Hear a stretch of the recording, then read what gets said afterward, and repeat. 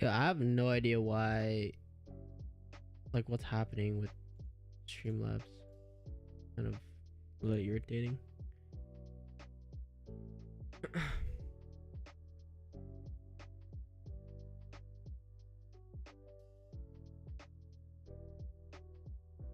Why won't it show my screen?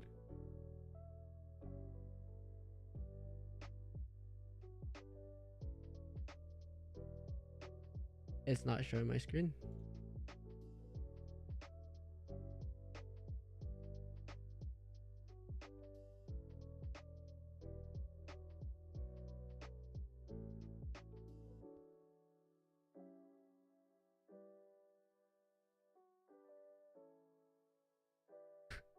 Well, this is a slight problem.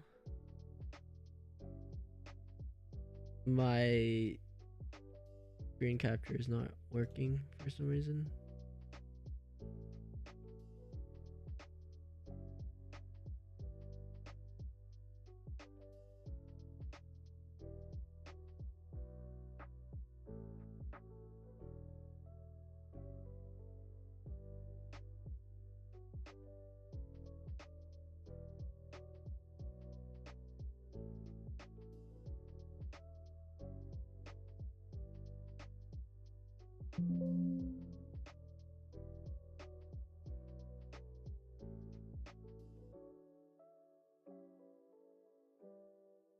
Yes, extremely eventful. I'm not even looking at the chart right now, actually. I just... Oh, there we go. Oh my gosh. Wow, that was frustrating a little bit. But it's okay. We're back. We're back! We're back, everybody.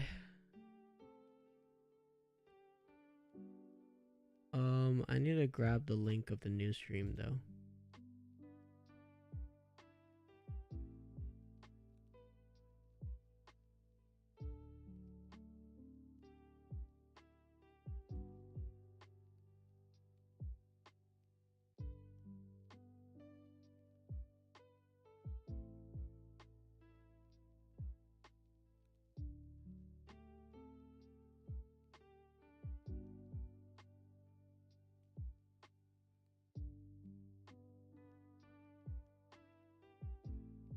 Oh, okay, we're back. We're back. Turtle soup, 1 minute. Okay, wait. Pull up.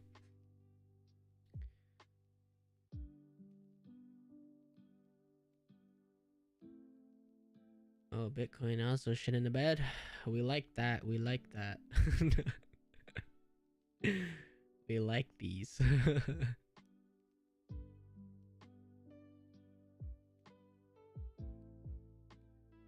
Nice.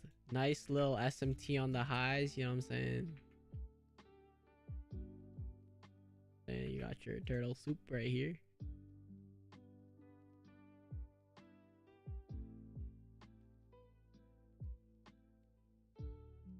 Yeah, I'm not like super interested. Like, I mean, like, if you really wanted to force your bias here, like, you could look at this as a market maker buy model. Not telling you to, but you could. Into this high right here. When do you know if SMT is valid? Higher time frame P rate. That's my that's how I'd use it, and that's how I'm gonna teach it because I use it that way. There's gonna be many other ways to determine, but I use SMT to okay, number one, SMT I use to identify when the market's ready to expand within the market maker model. SMT to confirm the smart money reversal on a what did I say it? Within a higher time for PDRA. Turtle soup is a liquidity rate essentially. So turtle soup is just this. It's like there's liquidity here. We traded below it, like we took out that liquidity. This is a turtle soup. It's just a liquidity sweep. That's what a turtle soup is. But once the candles are printing, like on the M5, so in that case, you would just be looking for SMT, right? So it's like with screen time, from my experience, it's just like sometimes you just understand that price isn't gonna go somewhere. So for example, when you're watching price live right here, right, NQ takes this low out and ES just clearly doesn't, right? Or YM clearly is not going to, because there's a fair value gap right here that's trading into and supporting from. So you can just anticipate that and be like, oh, okay, NQ's eternal souping right now, and you just enter on that. If you want further confirmation, what I do is I drop down to even a smaller time frame and look for my confirmation. So that would be some sort of balanced price range, change in state delivery, market structure shift, inversion fair value gap, right? Looking for those things, or even another SMT divergence, right? Which we can have right here, for example, and you'd be like, oh, another SMT divergence. I'm gonna enter on that. Fair value gap right here, right? This is a market structure shift, fair value gap. You can enter right here, and then if you were to enter right here, for example, stop loss below here. Then you go back to the 5-minute. What does that look like? It looks like I entered on the turtle soup because I dissected it on a lower time frame, right?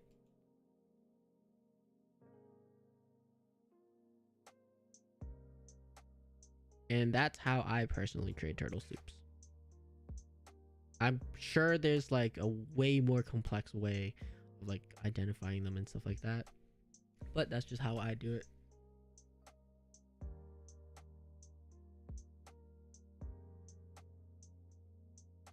You didn't miss anything. Rewind the stream. No.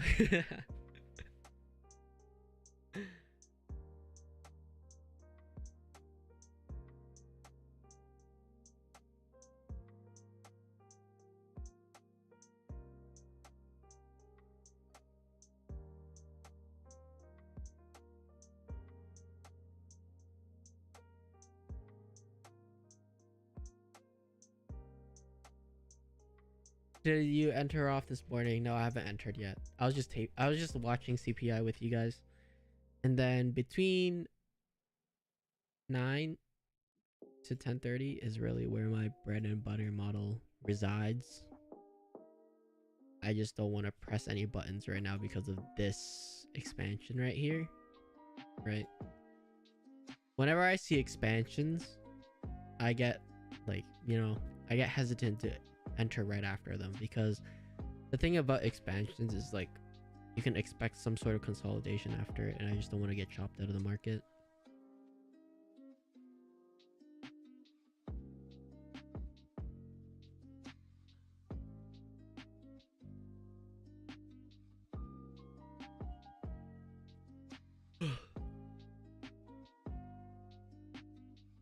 I think ultimately we are going lower.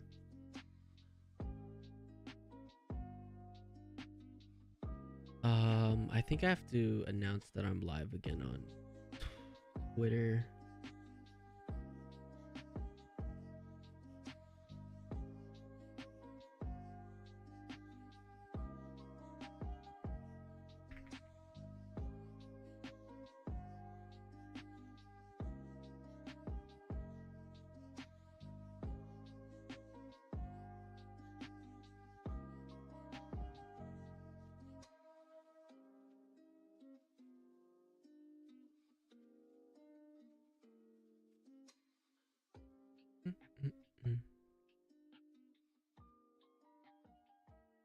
Tapped into negative 3.5.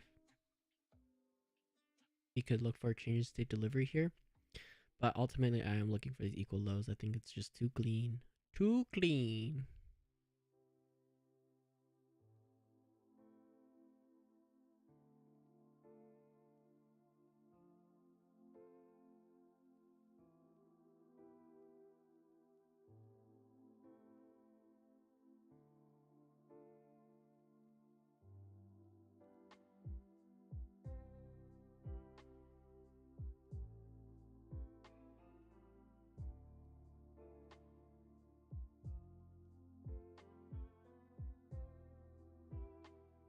Let's take a look at NWOGs. Nice. That's really, really good actually. So this new week opening gap, we can look at it as resistance. That's very good actually. Very, very, very good. Very good.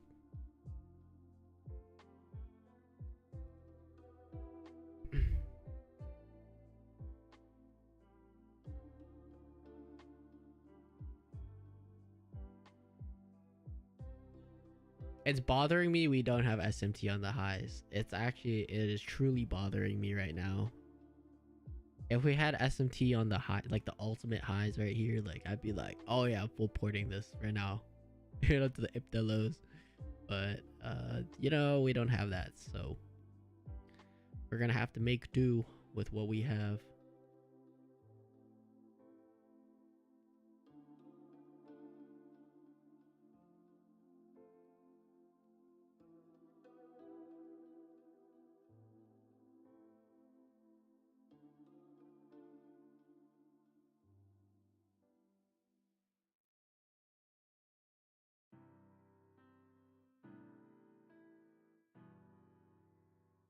This was an interesting 9:30 a.m.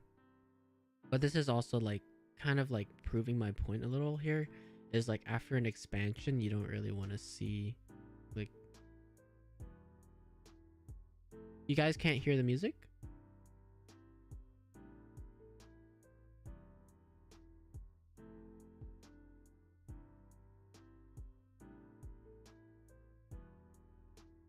Okay. Wait, I'm troll. I thought Daniel. Yo, I thought I was talking to the one Daniel this whole time. Yo, wait, that is so weird. I was talking to one person this whole time, but it's two Daniels.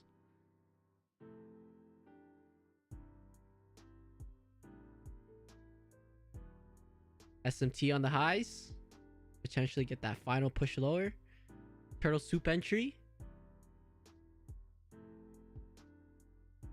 The Lions kind of once again for my screen time watching YM. I swear, I tell you, it front runs NQES. Let's see if that happens this time.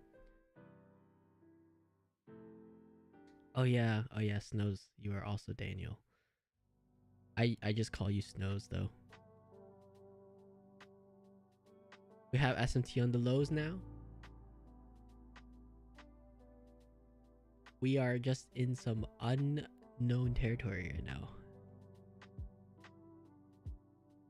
Best case scenario, retrace back up here. I think that's the best case scenario, and then we can plummet after I'm down. I'm down to short that. Not very happy about how this played out though. We could potentially just like I want to see how we react to the new week opening gap actually. Like if we're able to get back above it, then I'm bullish.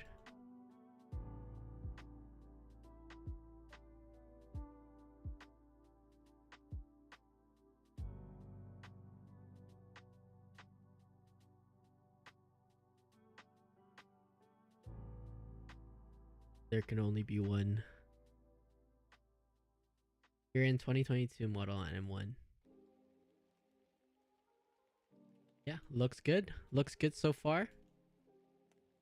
That market maker buy model so far.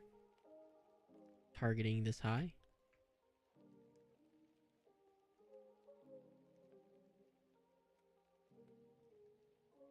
And so tape reading wise, you want to pay attention to how order flow is going. So these bullish fair value gaps, these bullish order blocks, well, this is a propulsion block.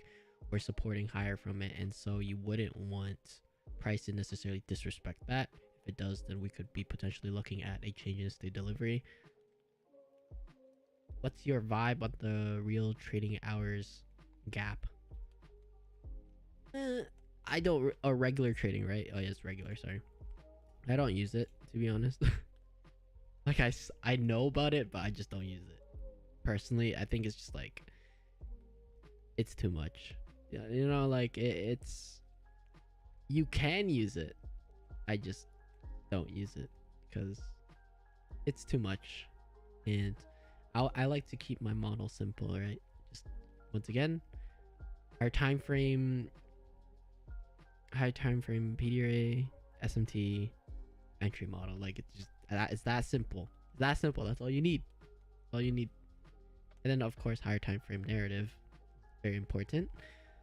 But once you understand how to look for these things on the lower time frame, you can also understand how to look for the higher time frame I probably should have said that the other way around though, because I think that higher time frame narrative is for sure more important than lower time frame.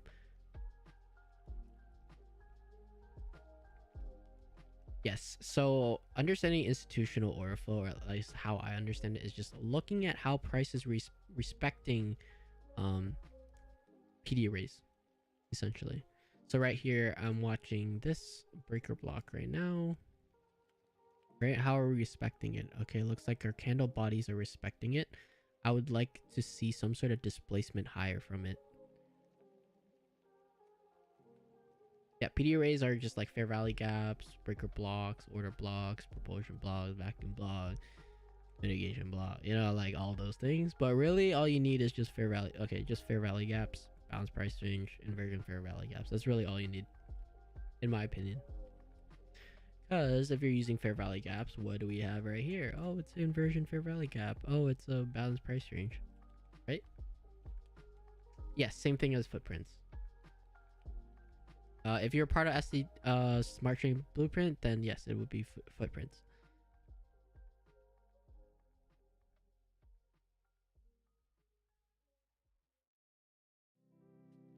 Do I use every PD array?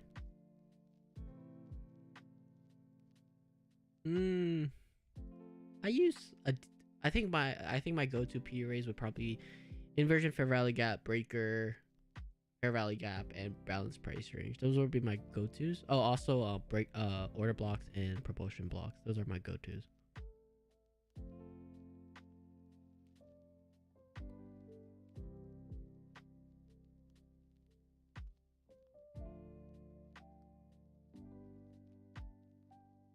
So once again, in around 12 minutes here, we're gonna get that 1 hour fair value gap right here, right? And then that's what I'm looking for my setup within, if I do get a setup. I'm not super interested though, because in terms of time, right, our 7:30 a.m. open is all the way up here, right? So this isn't actually my bread and butter model.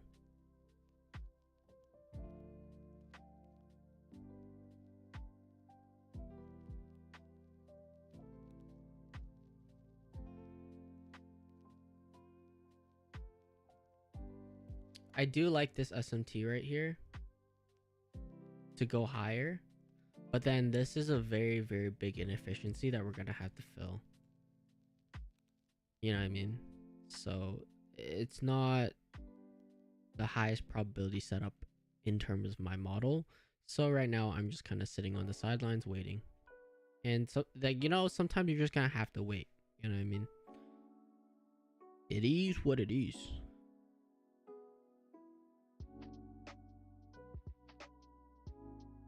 Right? Because wouldn't that be a liquidity void? This right here? You could say it's a liquidity void too. Just because how far we displace, you could look at it as a liquidity void. But just to keep things simple, you just call it a fair value gap.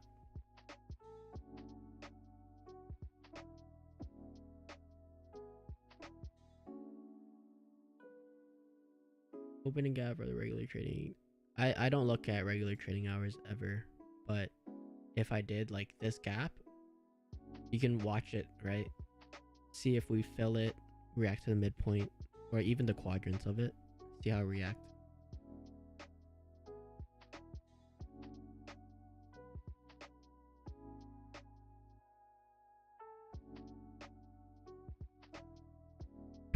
So right now, not what I want to see in terms of price action, right? If we start disrespecting all this, closure below this fair value gap right here would indicate that I'm leaning more bearish than bullish on the 1 minute. For well, I don't want to influence your trade, but that's just what I see right now, is that it doesn't look super bullish to me.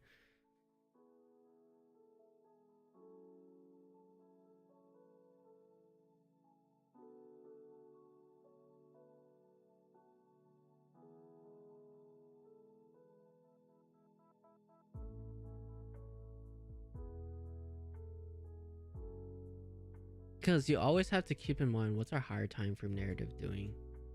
Oh, we're displacing low, we're looking for lower prices, right? So keeping that in mind, if you are bullish, you could look for that counter trend retracement into that higher time frame PD rate. But ultimately, I want to be on side with higher time frame because that's where we'll find our low resistance liquidity runs, right?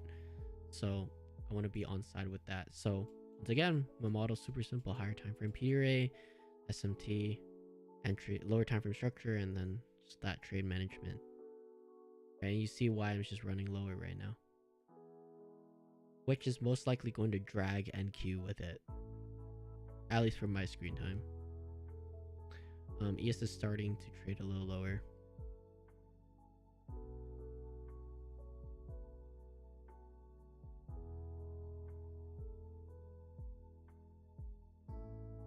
Right, so I would pay attention to this order block right here, the open price of it. If we get displacement lower, then that's most likely going to be a change of state delivery. What keyboard do I have? I have like a custom keyboard from Acco, I think. I had someone build it for me. I'm not sure. SPR 67, something like that. Acco SPR 67. Why? Could you hear my keyboard?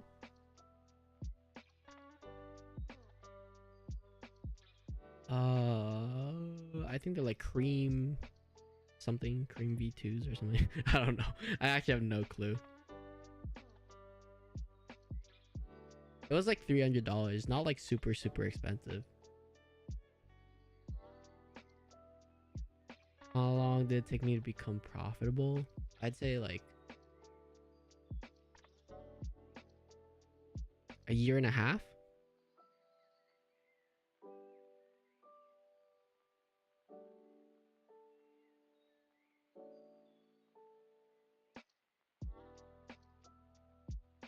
So you see how we're reacting to this order block right here, right? Starting to get lower prices from it. Close below this fair value gap. And so if we trade below this low right here, I need speed. I want to see speed accelerate lower and ultimately hitting this -4 standard deviations at the equal lows.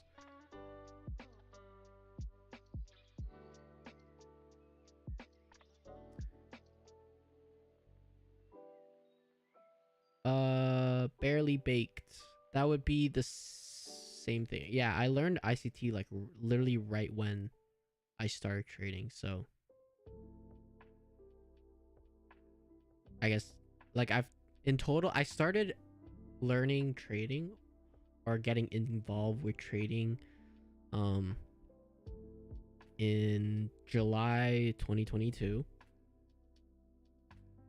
And so I guess you could say learning ICT and trading, because when I first started trading, I also started learning 2022 or the 2022 model.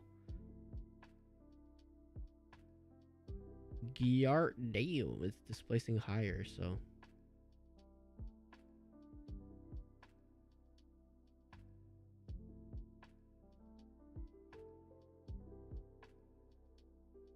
now let's see if we can get a fair value gap forming above this high is what I'm looking for. Fair value gap right here.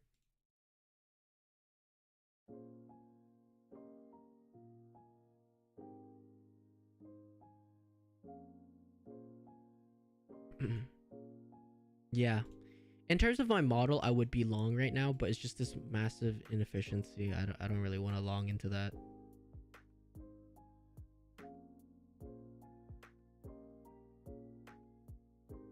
Because this is what I'm looking for in terms of my model is the 7:30 a.m. and then we have SMT divergence, so we could start looking for a turtle soup setup right here, looking for longs higher, and using our projection we could also look for that, right? Look for this high because this is a data high. It's just I don't want to be long right now just because of the higher time frame analysis, right?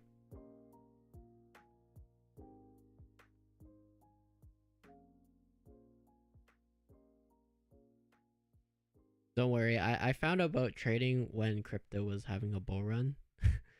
and I round tripped like 140k. I'm not gonna lie. I put in like 20k and it went up to 140k. Or I think I put in like 15k or something like that. Then it went up to 140k and then I just held that shit to zero. Not really to zero, but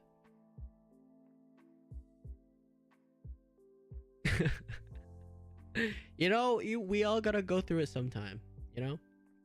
Maybe not all of us, but hopefully not all of us. Expensive lesson for sure.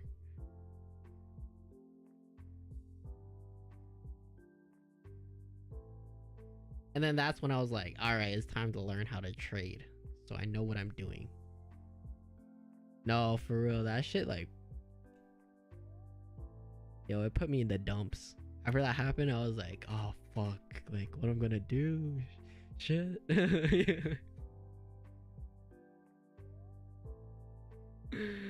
No, for real. ERL to internal range of liquidity. Wait, let's look. I was doing this analysis for my girlfriend, like, all the way back in, like, May or something like that. I was like, yo, look at all this low resistance liquidity up here. We're gonna run all the way up, all-time highs, baby. Like, but yeah, like, we literally got a market structure shift here. We started respecting bearish order flow, and if you knew how to trade during the time, you would understand that this shit was going lower. Especially because like, I have my personal mentor. He was like, throughout the whole crypto like crash, he was just like telling his friends and family like, sell your crypto, bro. Sell your crypto, and they didn't listen. They just fucking went to zero. I don't know. Crazy though.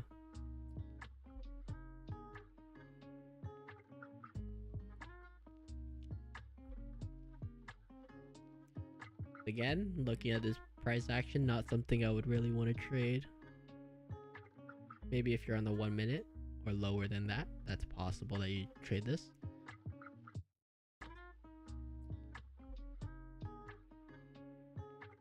About to get that fair value gap soon.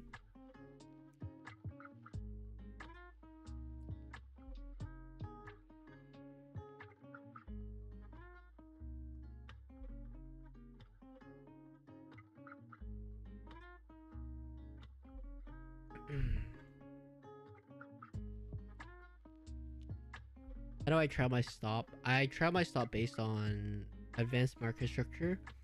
I think this was taught in 2022 mentorship episode 12. I think it was there, if I remember correctly. But I trail it based on advanced market structure shift and, once again, order flow through tape reading, right? I have a live snippet from my live trading stream last week, I believe. It's on my YouTube. You guys can watch that if you want. I live manage my trade and I give my whole thought process.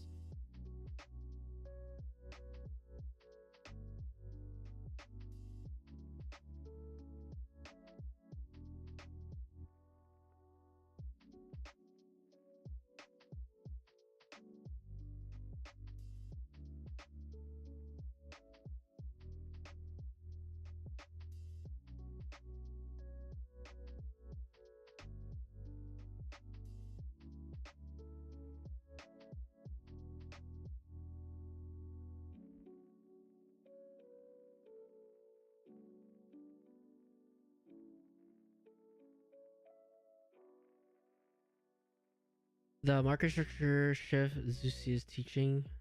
Yes, the one that Zusi teaches is the one that is taught in the 2022 mentorship. But then Zusi essentially just like made it very obvious that ICT is teaching that. So that's why Zusi's content's really good, because he makes it up. Like, honestly, it's just like the teachers now teaching ICT, why they're so good is because they just point out what ICT is teaching. They just, they get straight to the point. That's why it's good. It's like for a new trader now to learn ICT is significantly faster than a trader learning directly from ICT. Obviously, traders that learn directly from ICT will prosper more in terms of his ICT, like in terms of ICT concepts, because like, you know what I mean. You get like the full thought process and everything, but you would definitely learn faster through others, in my opinion. But always, like at the end of the day, is like going to ICT is like putting in the work and shit. Like that's always gonna be the best result, in my opinion, at least.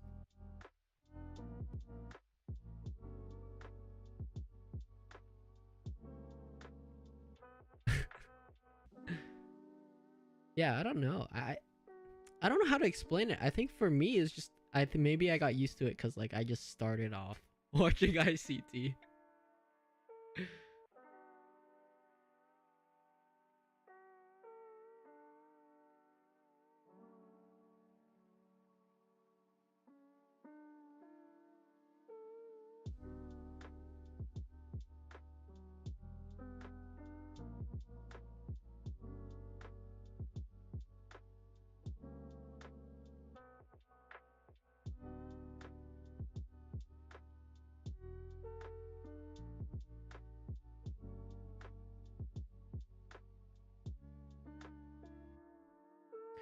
Yeah, not the most eventful price action.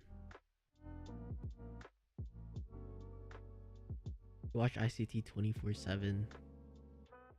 Yeah, I mean like yeah, that's I just watch. Yeah, exactly. I just watch him like when I'm, I feel it's like a podcast. That's how I listen to it. But sometimes you hear something, you're just like, oh shit, I gotta look at the chart to see what he's talking about.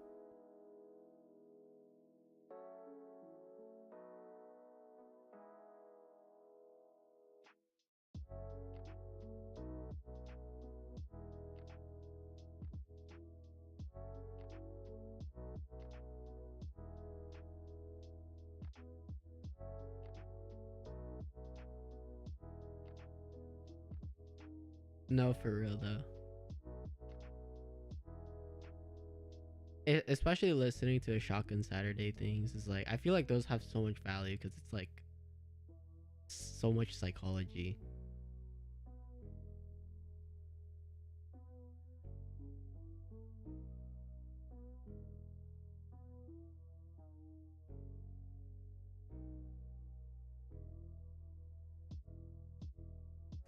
Yeah, expansion overnight isn't super.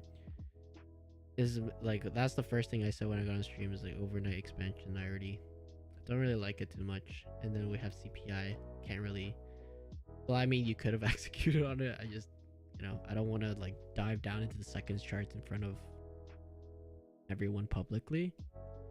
Even if you go in the 5 second chart, like how are you gonna catch this? Like the only thing you could catch is this right here.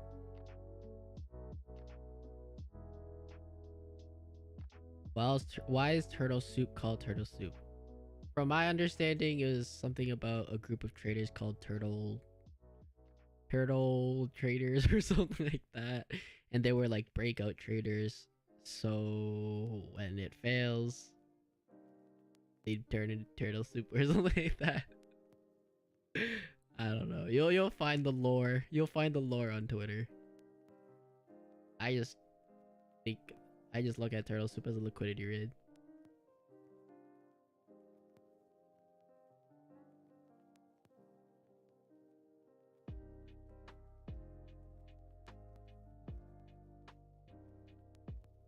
I admire your patience, Ethan. Even though my bias is bearish, I took 3 inverse fair value. I was expecting a retracement and got chopped up on my eval. Such is life. Like it is what it is. Like you'll trust me. I've been there. Okay. Like the biggest thing I struggle with is over trading, and Jesse can attest to that, right? Um, and so literally you just have to limit your screen time. And for me, it was just like I just got so sick of it. I got so sick of over trading, and You know what you should do is right click your settings, go to trading, turn on executions, turn that on, turn on execution labels, and you'll end up just seeing a bunch of executions, and you'll be like, yo, what did I just do? You know what I mean? Like you have like long, short everywhere. It's like, yo, what did I just do, man? And once you see that and you have to journal every single execution, trust me, you won't want to do that shit anymore. Why is my journal so tedious? Because I hate journaling. I don't want to journal 5 times in a row. I don't even like journaling 2 times in a row if I take 2 trades.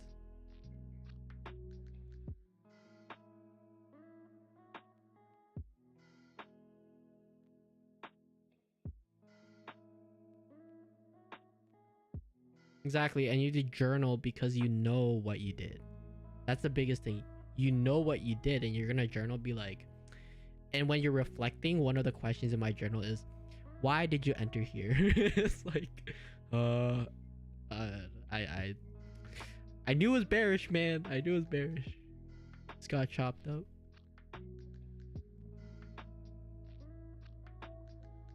So, just take it as a learning experience, Clement. Um, it happens to everyone, really.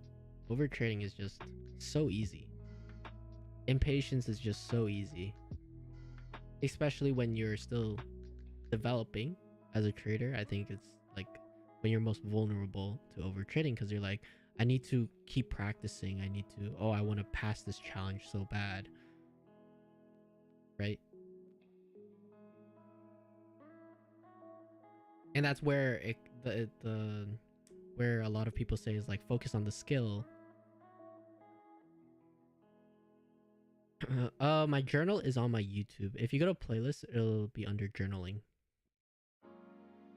So go to my channel and then click on playlists, and then it should be journaling, and then there'll be the whole thing there.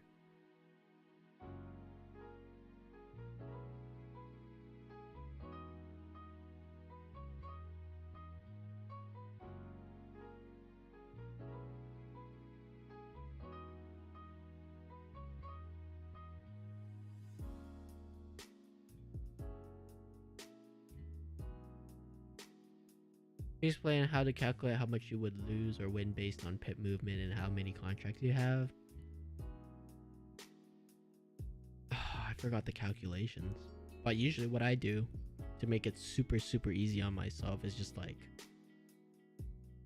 using this tool right here, the long short tool. Super easy. Double click on it, put in whatever risk you want. Okay.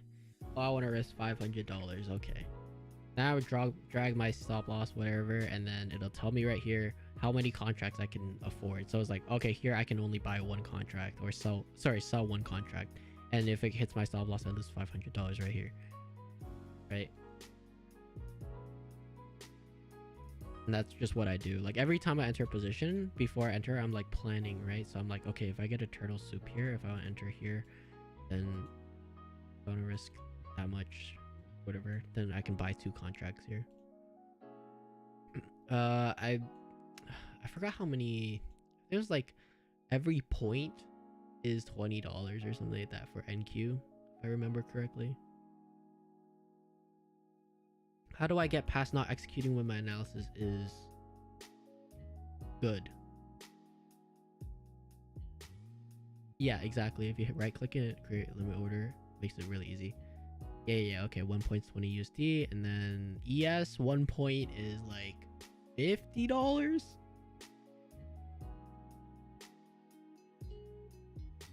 I don't remember.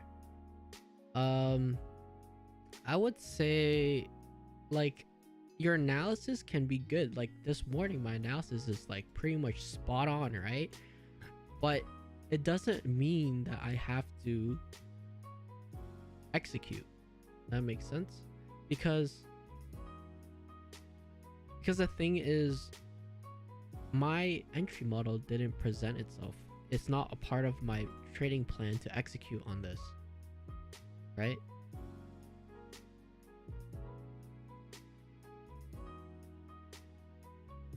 It's just, if it's not part of your plan, then don't execute. Like I don't know how to I don't want to sound like I'm not giving you like a clear answer, because like that's really what the answer is. It's just like, if it's part of your plan, execute. If it's not part of your plan, don't execute. And that's just how you get past it. Like, your analysis can always be right. It's like, overall, like, I always have correct analysis, but I don't execute on it because my trading plan's not there. Yeah, exactly. $5 per tick.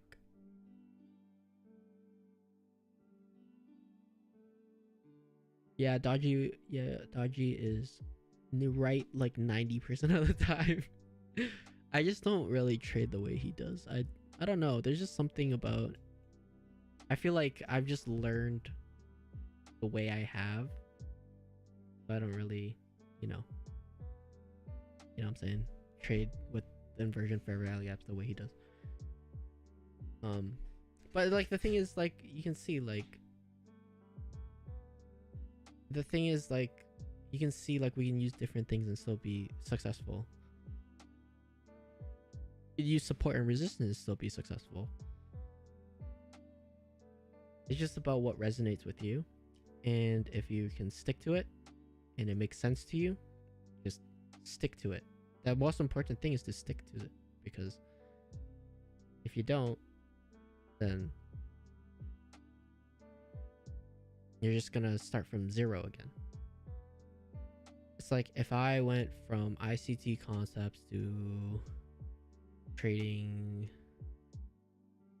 becoming a pattern trader, then I'd be like, I don't know what kind of patterns I'm looking for. I don't know how price is supposed to react to specific patterns, because I lose all that screen time, all that expertise that I have on market maker models on ICT. You know what I mean? Starting from zero. That's why strategy hopping is so bad.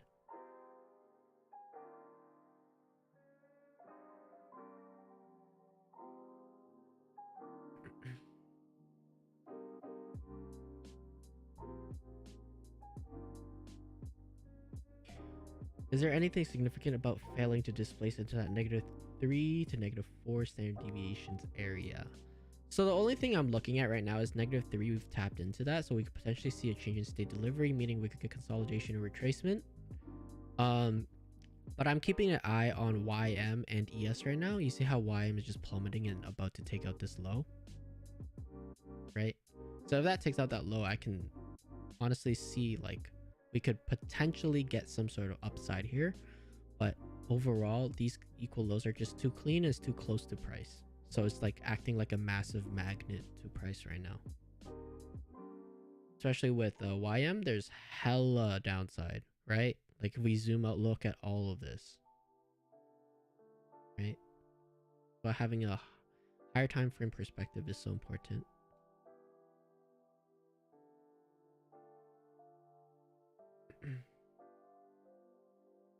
Was the aha moment for you from being inconsistent to being profitable? I feel like you were not that profitable coming into SDBP, and then suddenly Samurai. Going into Smart Trading Blueprint, I already found consistency through my unicorn model. It was just more about psychology aspects. And so what Smart Trading Blueprint did for me is through being mentored by Jesse, he's just teaching me through his experience of psychological things, right? It's just thinking in different ways. I understood what a market maker model was. I understood what a breaker block was. I understood what an order block was, right? I had all this knowledge. I just didn't know how to compile them into a tangible model, a tangible way of using it. That makes sense. So what Jesse did for me is that he simplified it to the core. And what is that? Buy above highs, sell. Buy below lows and sell above highs. Right? So it's like, wow, it's such a simple concept, but it's so true. And when I look for that, it's just, you know what I mean? Like it's just instantly like it's so obvious. It's so obvious. It's like the most beginner things. It's the most fundamental things that you need to understand. And once you do, you will thrive. Does that make sense? It's like if you're okay, I'm gonna use gaming as an example because I used to play video games a lot. It's like if you're a professional gamer, you couldn't. Let's say there's two aspects to gaming. Okay, there's the fundamentals like movement and aiming. Okay, mechanics. So let's say you lack in, like, you don't know how to jump 3 times in a row, but you're trying to like do wall jumps and stuff like that. Okay, the more advanced stuff. Okay, but without knowing how to even jump like normally, like how are you gonna fly? You know, like I don't know. Without, how are you gonna run if you don't know how to crawl? You know what I mean? There you go. I hope that made sense.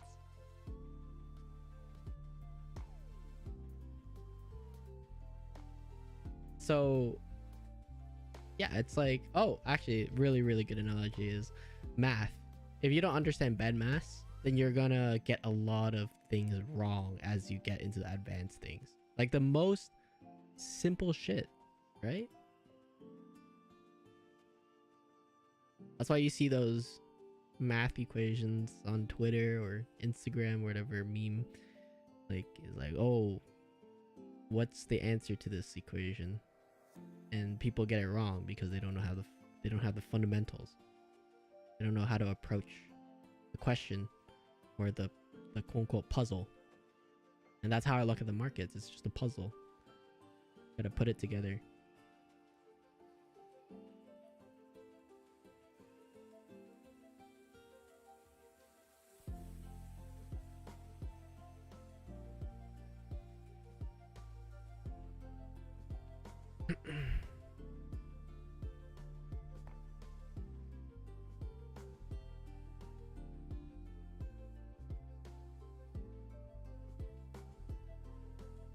Hourly breakaway. I don't see anything that would make me feel like this is a breakaway as of right now. But very possible if we just run lower into those equal lows.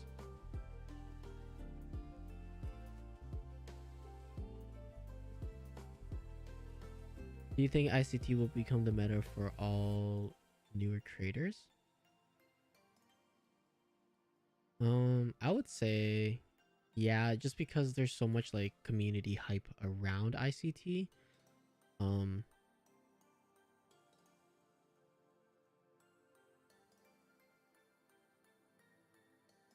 Yeah, I think that, like, especially with all these quote like influencers or, you know, like in the industry, it's like they all trade ICT, you know what I mean? So it's very like I think it's very likely.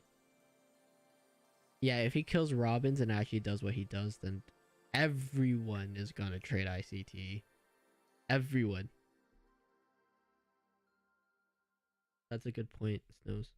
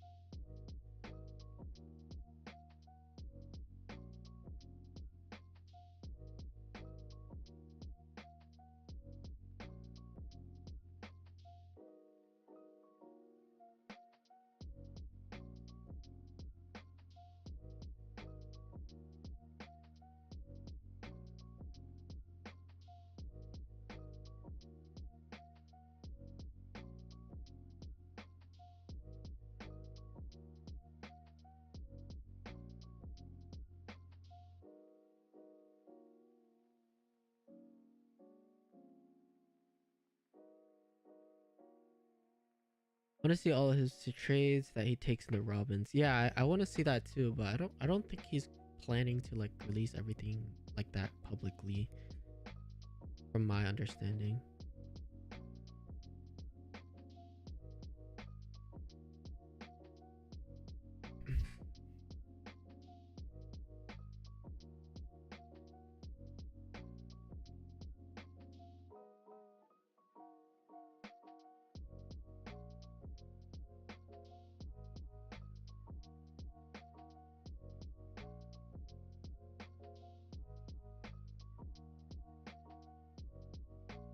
Yeah, the documentary would be fire.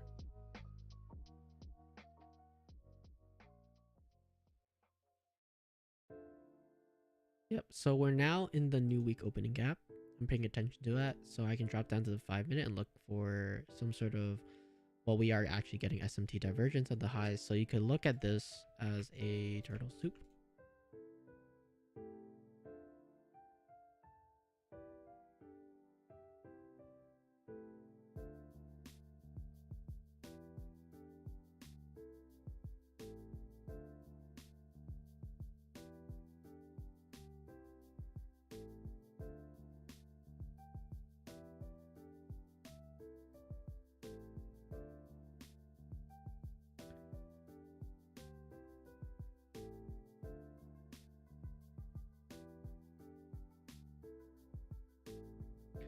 Looking at the SMT at the lows, is that wrong? I wouldn't say it's wrong because we are under the true open. So I wouldn't say it's wrong at all.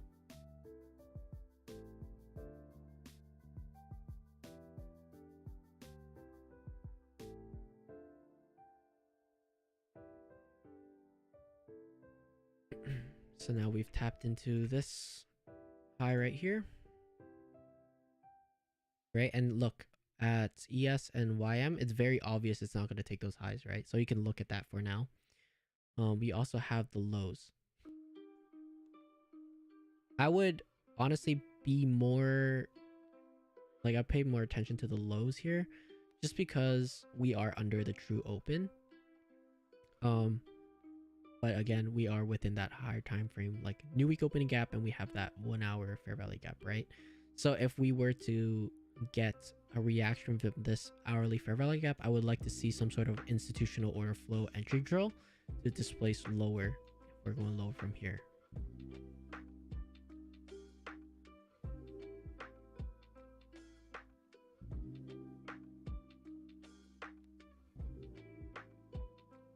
Let's take this off.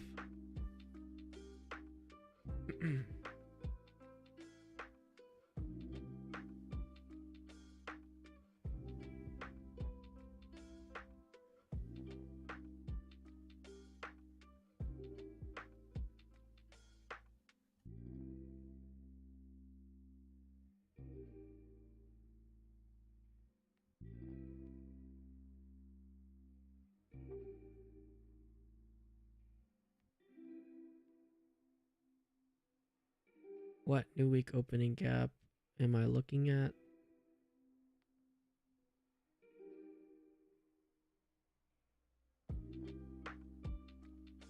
February 4th to February 9th.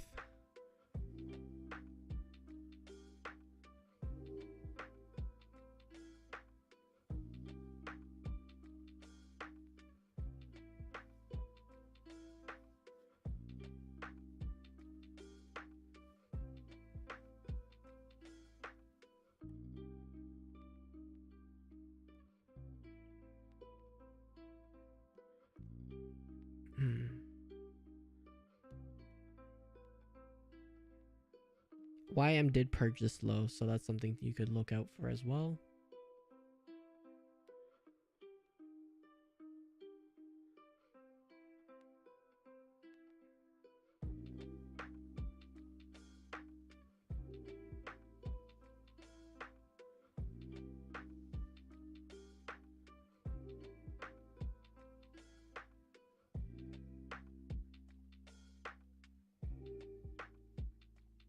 New week opening and yeah, got you. I just do this. I do 12 previous NWOGs and then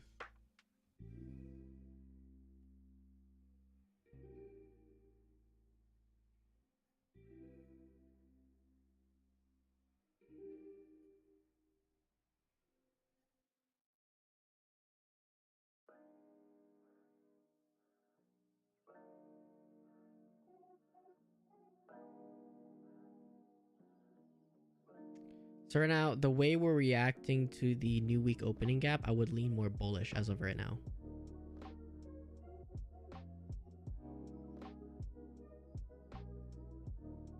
I am indeed learning a lot from Day. That man is a market wizard.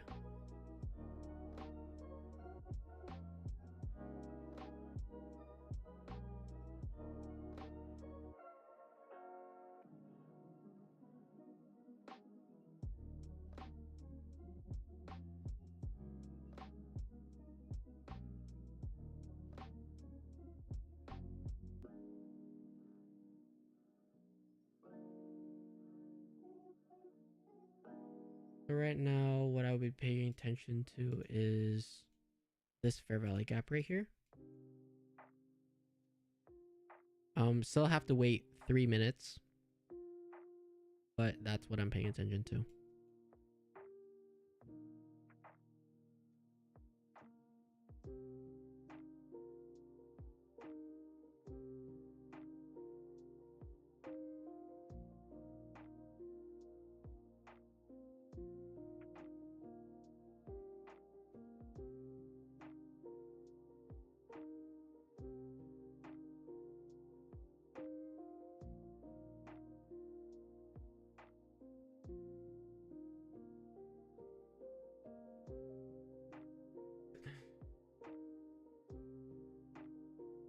Wait, I need to read through all these comments. I didn't even realize I missed so many of them.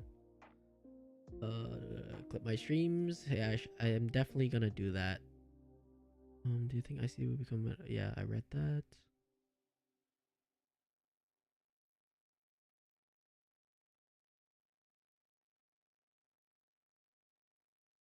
$9.50, $10.15 lows. Yep, those are good SMTs, especially with the way we're reacting right now. Looks pretty good. Just noticed my NQ chart is delayed. Yeah, you have to pay for real-time data from CME Group. Long from change in state delivery 4967. Oh, that's a fire trade, bro. See if you can continue to displace through highs, and that would be a very telling sign. You did take partials. Okay, nice. Do you use regular trading hours chart? No, I do not.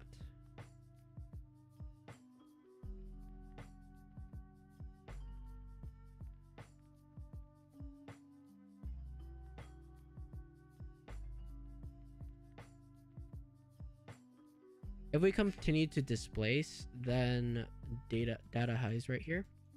And then we also have buy side liquidity resting above here.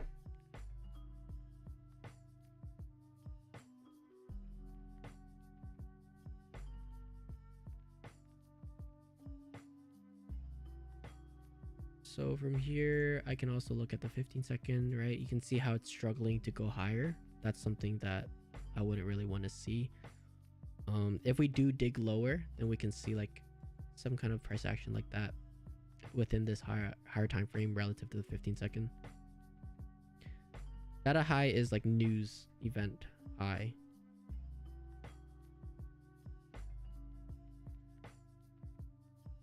So right now I'm paying attention to highs. So are we able to displace above these highs?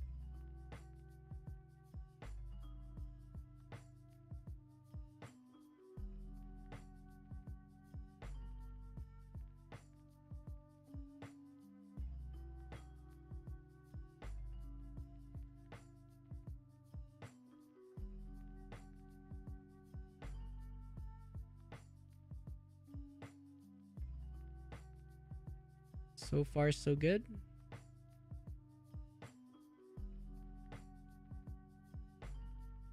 Very nice.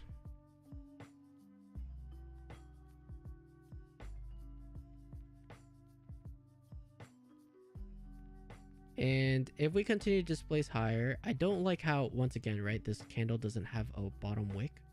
That's a little concerning, but I would anticipate now. I would like this to stay open. It doesn't have to stay open, but I would like it to stay open.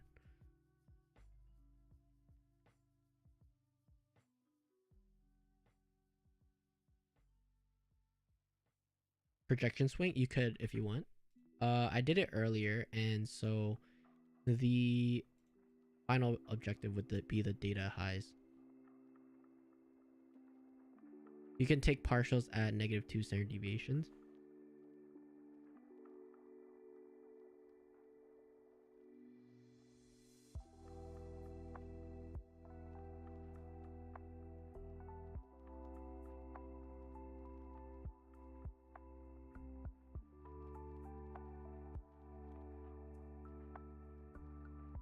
So this is quote unquote invisible PD array right here.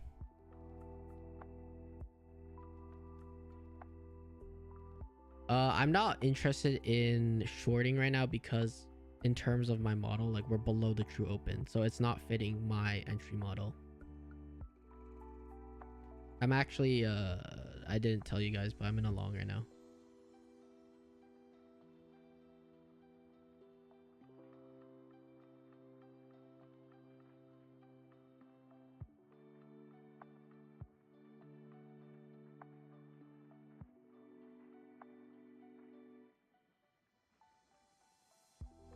What made me enter?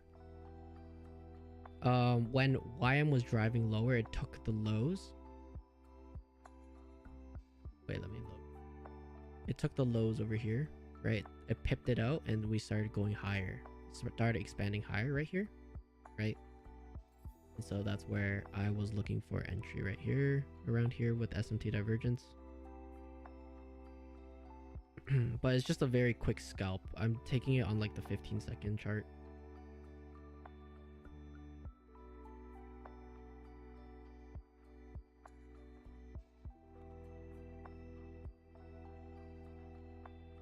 I took a partial.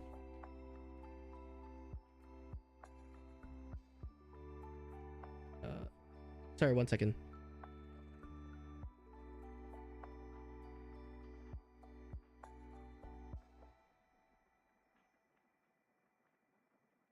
Alright, I'm back.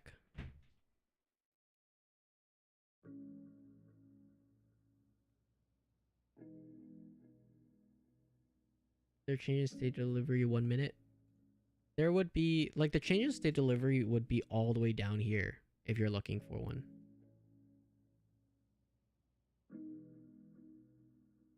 Right, and then you want to pay attention if this is the change in state delivery, pay attention to the open price, see how we react to it. Here it didn't really tap into it. You can also look at the top or just the whole order block as a whole and see how price reacts from it and start displacing higher.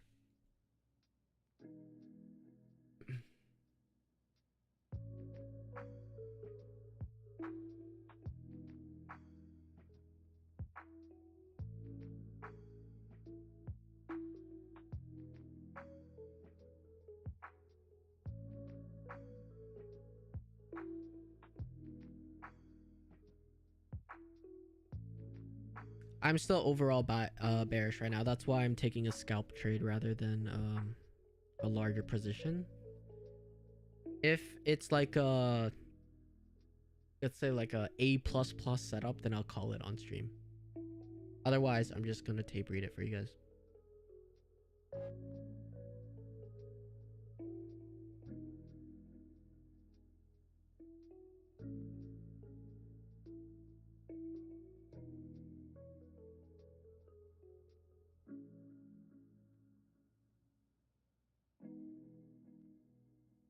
We'll see how we react to -2 to -2.5 once we trade into it.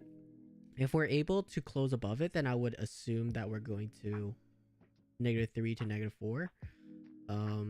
But if we failed to close above it and we start seeing displacement lower, then that would just resume our bearish bias into that -4 standard deviations on the higher time frame, right?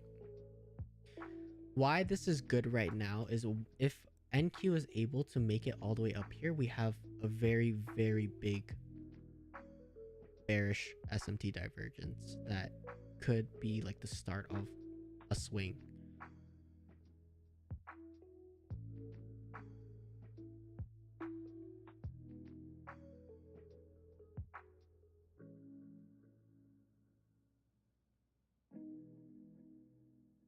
Yeah, I would still keep the narrative of AMDX.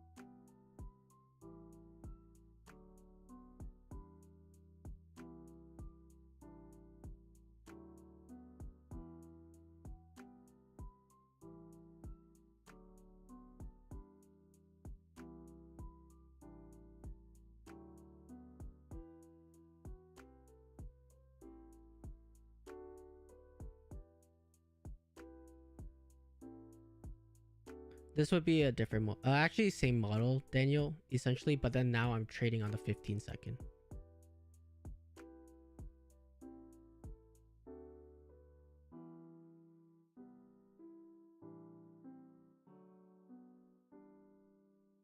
Right, so we have like a propulsion block and we trade back into it, and then we can look how are we reacting to this high, drop down to 15-second. Looks like a good opportunity because we trade above it, and so I long from here up to here.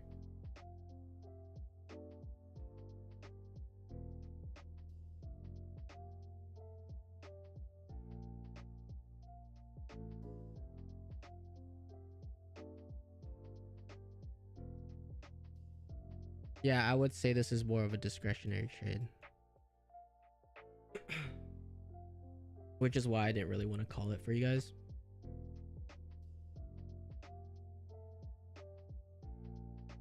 But if we get a really clear setup in the next, let's say, I don't know how much longer I'll be live for, but if we get a setup for the next hour, then I'll call it for you guys.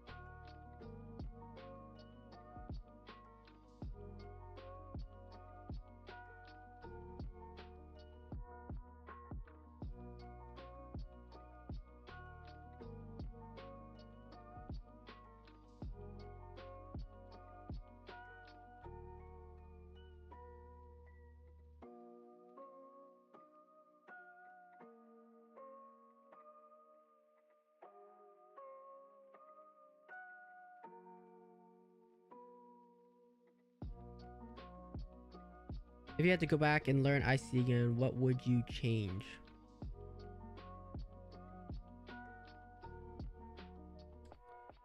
What would I change? I feel like I wouldn't really change anything. I think I enjoyed the whole journey here. I'm not gonna lie. I enjoyed every step of the way. I wouldn't really change anything.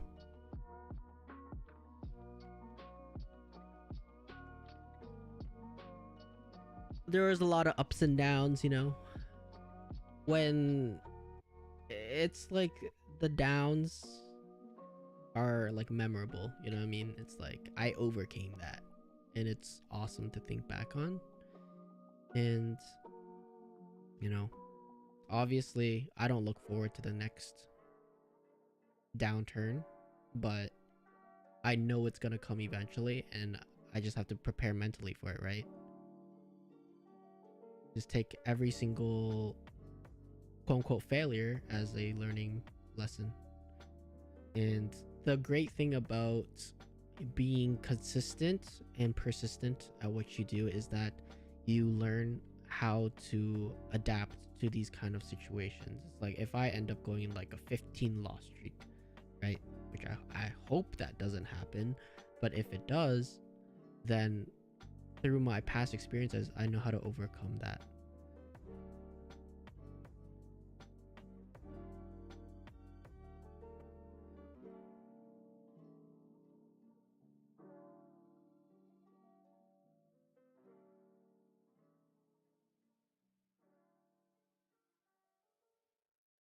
Do I look to enter on US 30? No, I rarely trade US 30, honestly. I just use it as confluence or SMT divergence, you know? You ever look at gold back levels? It's from a former ICT student. He claims it's what Enigma is based on and what ICT really using, but would not share. I have no clue what gold back levels are.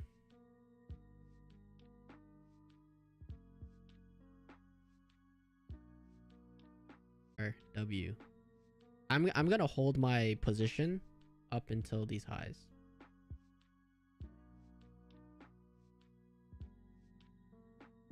I'm gonna see if we're able to close above negative 2.5, then I'll see as a closure above negative 2.5.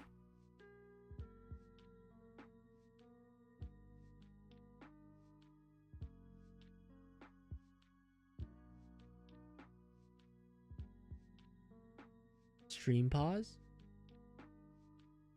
I don't think so. Oh, you said okay, okay.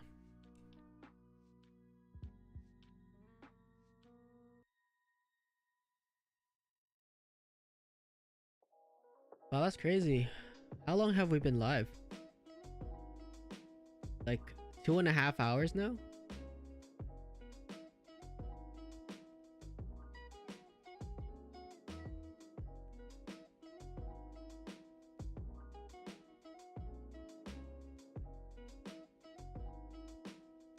What do you mean by that, Daniel? What do you mean like choppy?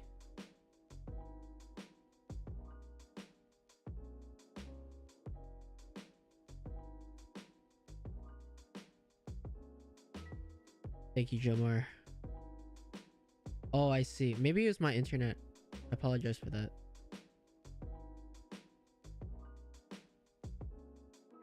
When we meet the breaker on a unicorn model, is it possible to see a setup forming on the 1 minute?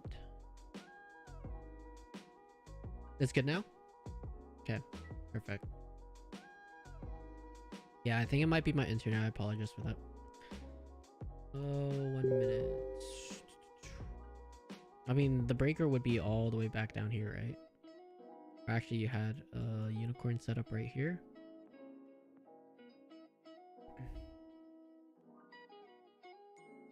Right here with this fair value gap, that would be your unicorn setup right here. The fair value gap I was annotating earlier.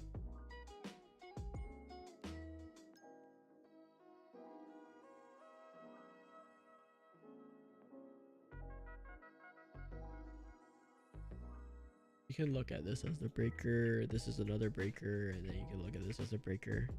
Levels you can pay attention to. Usually I just use the lowest one to at least get an entry. But the thing is, like, I wouldn't want a close above this negative 2.5, because if we do get a close above that, then it's most likely signifying we're going higher into negative 3 to negative 4.5.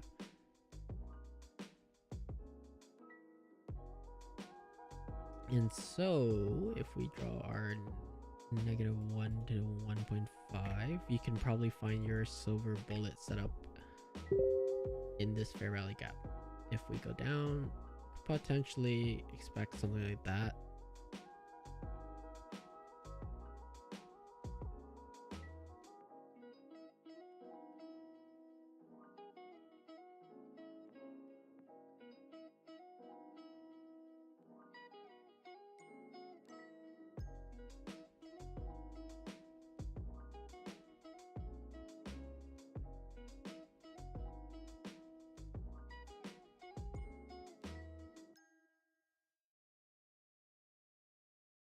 Wow. I'm just watching at some of the trades these people caught. Insane. Insane, insane. They longed from down here. Insane trade.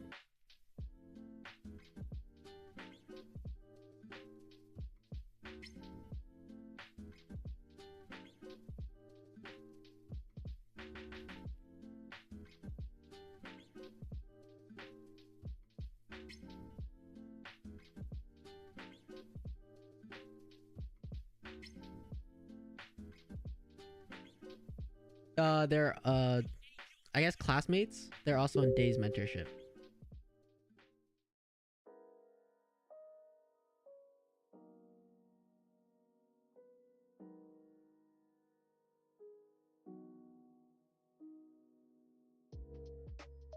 It's okay. Sometimes the best trade is to just, you know, the best trade sometimes is no trade.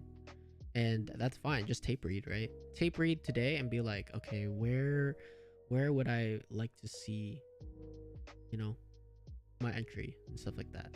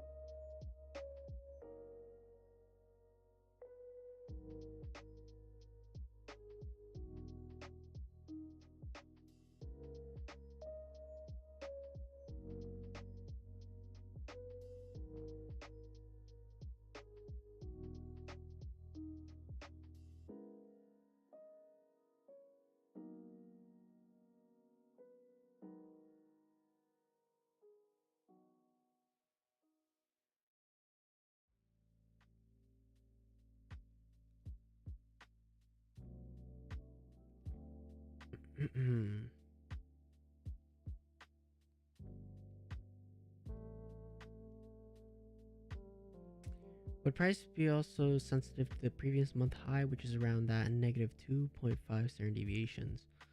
Yeah, you can look at that for sure.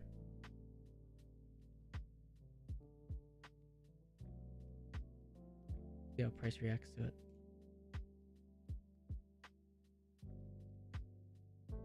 I'm just gonna delete it. My chart's getting a little messy, so I'm not really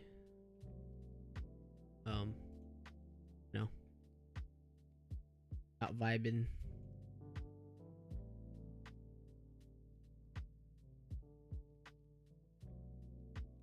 Alright, that's all I'm highlighting.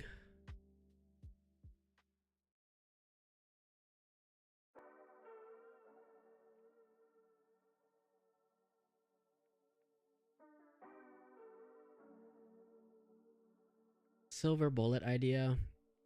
Um, Dexter Lab teaches this, but he says that -1 to -1.5 standard deviations. This is your silver bullet zone. You can look for that setup, but right now I don't really see a distinct market maker model, so I don't want to, you know, guarantee that's gonna work. Because even on the 15-second, I don't see a market maker model. You know what I mean? It's like it was down here. There's a market maker model, but if we continue higher, then we're going for that. But we also have all of this liquidity down there. So I'm gonna take another partial if we close below this fair value gap, because we failed to close above -2.5 standard deviations.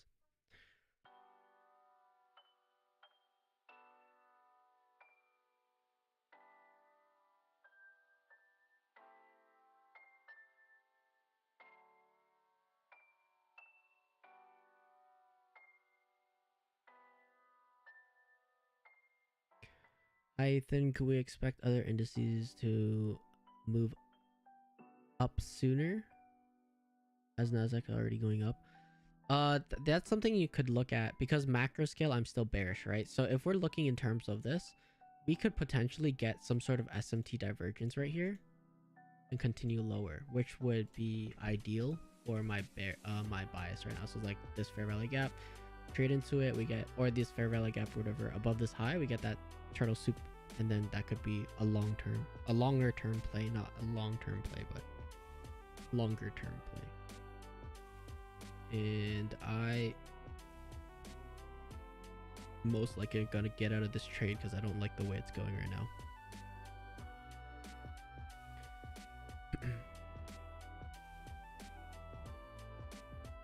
See if we can invert this fair value gap on the 1 minute. That would be ideal for my trade.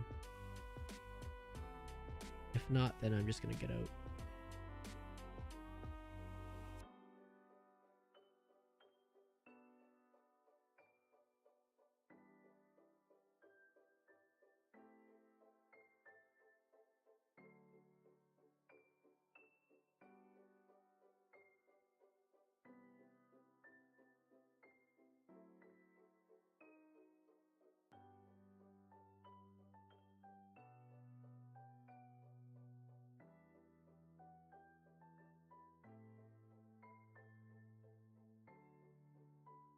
10 seconds.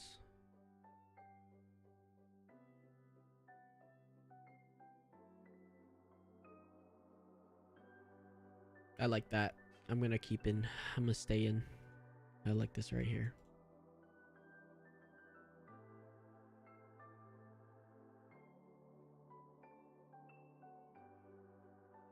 And then now we have that 5-minute closure.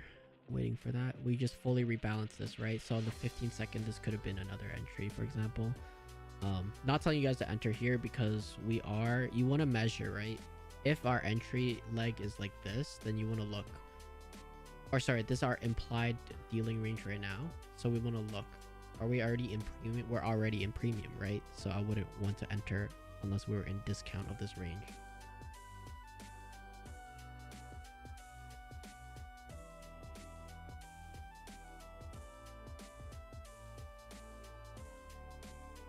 Once again, I need that closure above negative 2.5 standard deviations or I'm not really feeling it.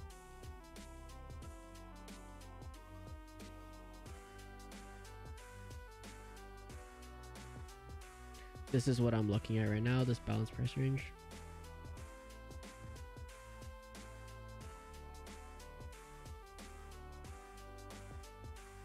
See what we can get from it.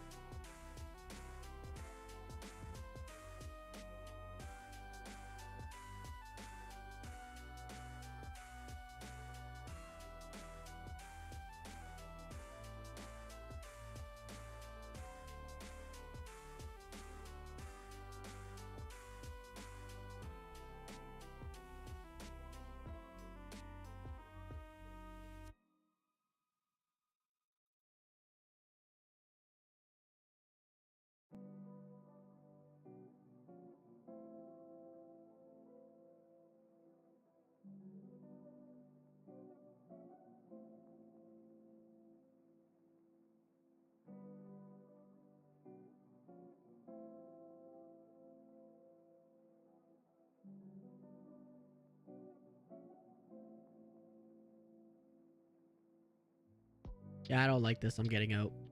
I full close here. If it runs, it runs. I don't like this at all. I don't like how it's stalling. That is a 3.5R trade. Pretty good.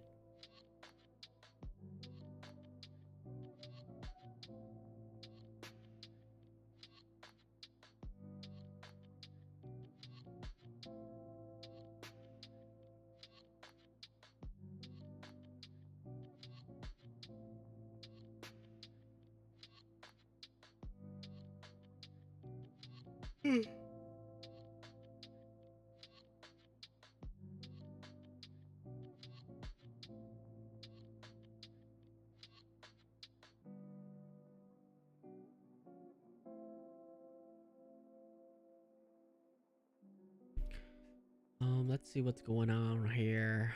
Let's see.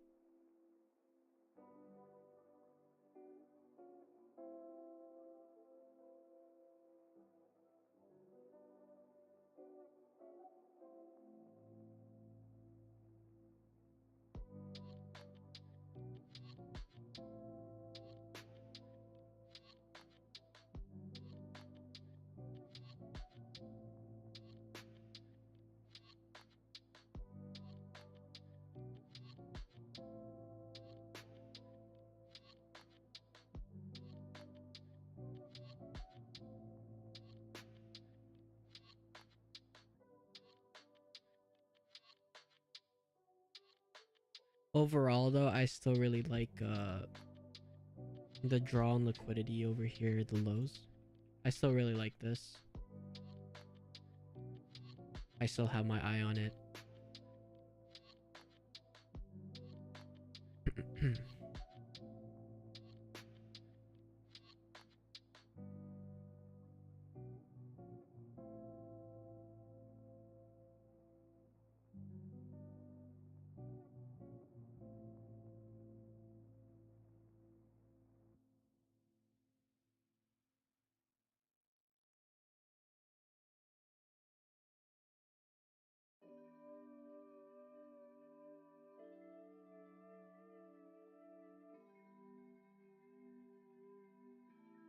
Let's see how we react to this fair value gap. If we can invert that, that would be like really nice.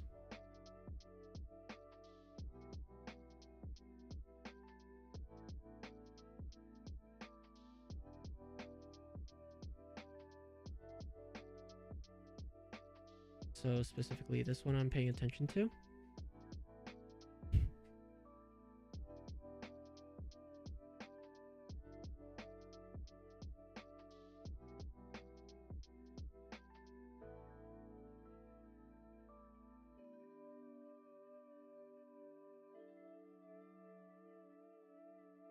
So within here now I'm looking for a lower time frame structure. I want to see some sort of displacement lower.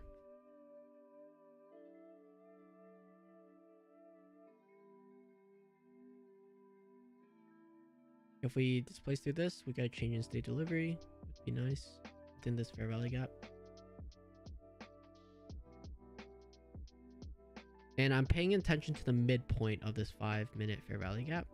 See how we respond to that.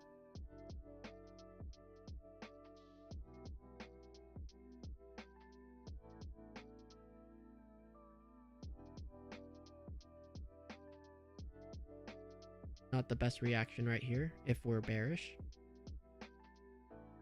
I would need speed past this low.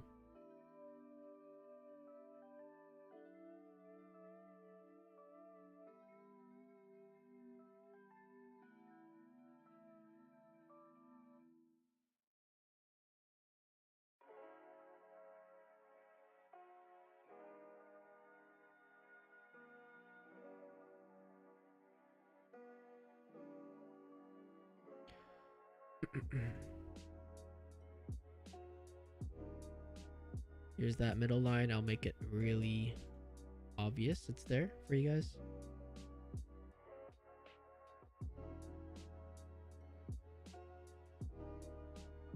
And so now I'm paying attention to this candle, this up close candle. I would like to see it act as resistance if we're bearish,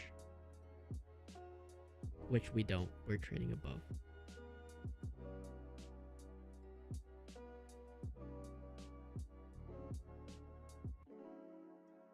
So this could be a potential long. Not telling you guys the long here because we're in premium, but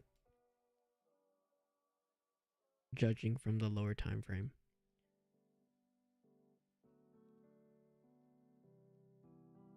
Is tomorrow a trading day for you? That's very dependent, honestly. I might trade tomorrow. There's no news tomorrow, so Thursdays for sure. Thursday, Friday for sure. I'm gonna be looking for setups, but tomorrow it's very dependent on how price action presents itself. Because even in very choppy conditions, using time-based liquidity, you can, using time-based liquidity and projections, you can kind of decipher what's going on. Yeah, I tape read every single day. I think that's a very big part of it, is like very important, is to tape read every day, or not tape read every day, but like show up every day, you know what I mean? And then you'll, like, as you like make your notes on the market, it's like you'll understand how should price react when we have no news, how should price react when we have specific news, right? You can look at different things like that and journal it down.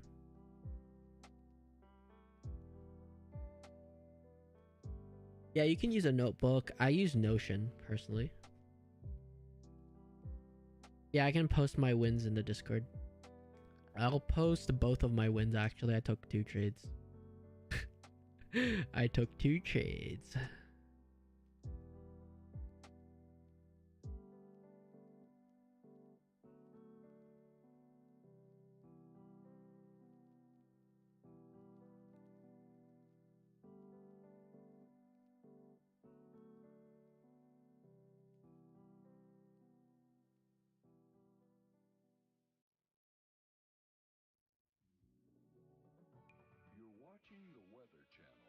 Yo, for those that are in like Discord and have access to the weekly review that I did last week, that's my, I think you guys should be rewatching that a couple times at least. for sure.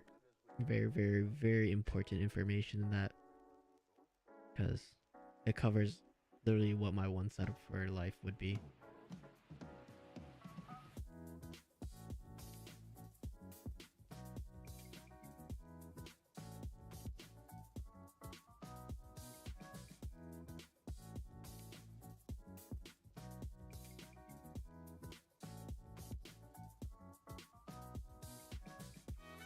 Yep, the one on wall.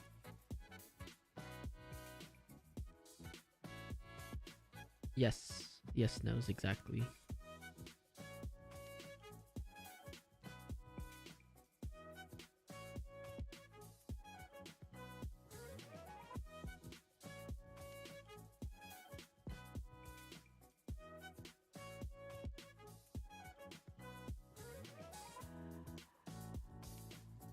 Am I looking to trade today? Oh yeah, I'm done for the day. I took 2 trades already. 2 W's for the day. Alright, see you later, Daniel. Thanks for coming by. Yeah, background music is popping. I wonder what this song is. Stay tuned.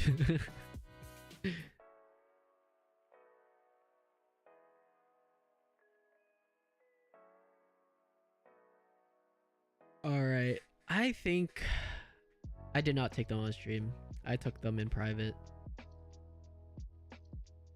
And I was saying, like, if I find like A++ setups, then I'll call them on stream. But if it's just like a discretionary feel kind of thing, I'm just gonna take it privately.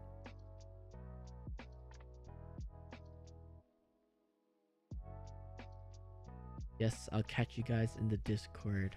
I think I'm just gonna call it here, to be honest. Not super eventful price action. And once again, we did enter that silver bullet zone, right? And this is the fair value gap we're focusing on. So if we were to long higher, it would be from here into what I'm looking for is these data highs, which would be that 830 candle. The high of that candle lines up with the standard deviations. So just something you guys can look out for. Once again, I would just tape read this. I wouldn't really execute on it unless it fits your game plan perfectly. But yeah, on that, thank you guys for coming by. And I think I was live for a while today, so I'm gonna go get some food, get something to drink, you know, and then yeah, I'll catch you guys in the Discord. If you guys join the Discord, it's in the description down below. There's the link.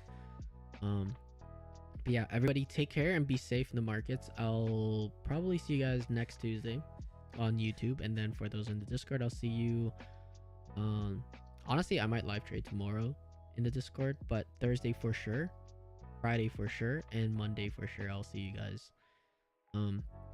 Yeah, take care everybody.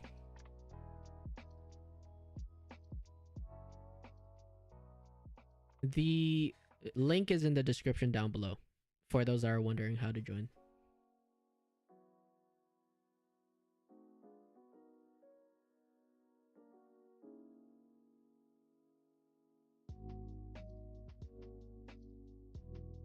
I just posted in the chat.